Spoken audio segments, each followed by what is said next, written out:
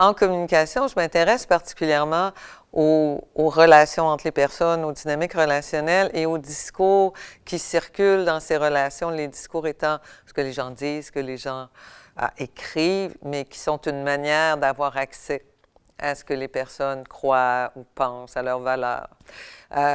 Et cet intérêt-là m'a amené à m'intéresser aux rapports sociaux de pouvoir, notamment dans la société.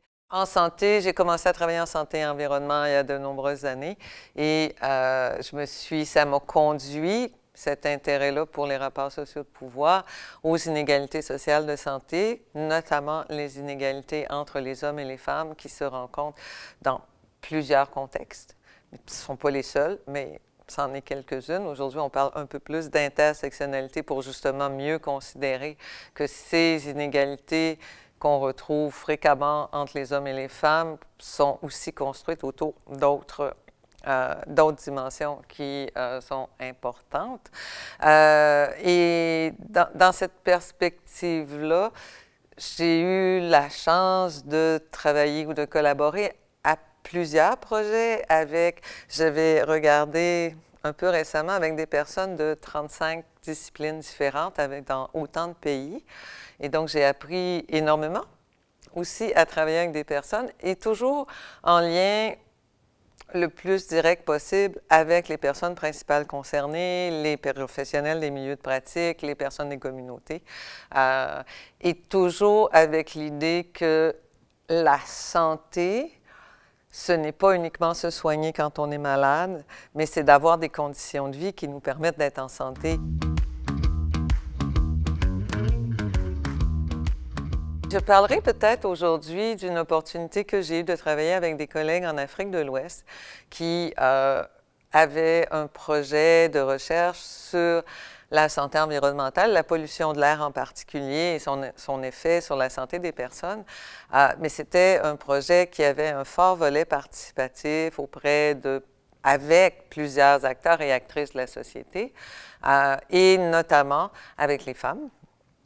Qui sont particulièrement interpellés dans les enjeux de pollution de l'air, du fait des modes de cuisson, par exemple, qui sont utilisés actuellement, de l'aération des maisons. Et ce que je retiendrai particulièrement, notre collaboration à ma collègue et à moi dans ce projet-là notamment, ça a été de regarder comment ça se faisait là-bas d'impliquer les gens dans la participation? Parce que nos modèles sur la participation sont beaucoup des modèles qui viennent soit d'Amérique du Nord, d'Amérique latine ou d'Europe. Il n'y a pas beaucoup de modèles africains de la participation.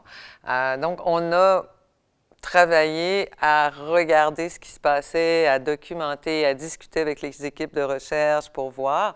Et c'est peut-être là où je vais en arriver, ce qui est particulier, c'est que le projet a incité un groupe de femmes à se créer, donc un groupe de femmes qui vivent dans des quartiers relativement populaires au Bénin, a décidé de créer une association formelle qui regroupe actuellement 3 quartiers.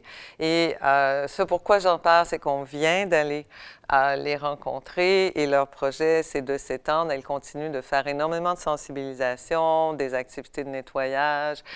Elles souhaitent qu'on contribue à leur projet en les aidant, par exemple, ou en leur donnant plus de formation sur les enjeux de sensibilisation parce qu'elles rencontrent des obstacles qui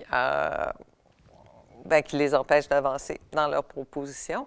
Alors, je trouve remarquable que ces personnes qui ont peu de moyens se soient organisées, aient fait un groupe et aient maintenu et traversé la COVID avec ce groupe-là. Je dirais que pour moi, ça, c'est un impact réel parce que c'est beaucoup de personnes impliquées dans une population qui se sont appropriées les connaissances et qui se sont appropriées l'information et qui s'en servent sur une base quotidienne. Voilà, je dirais que c'est mon exemple pour la journée.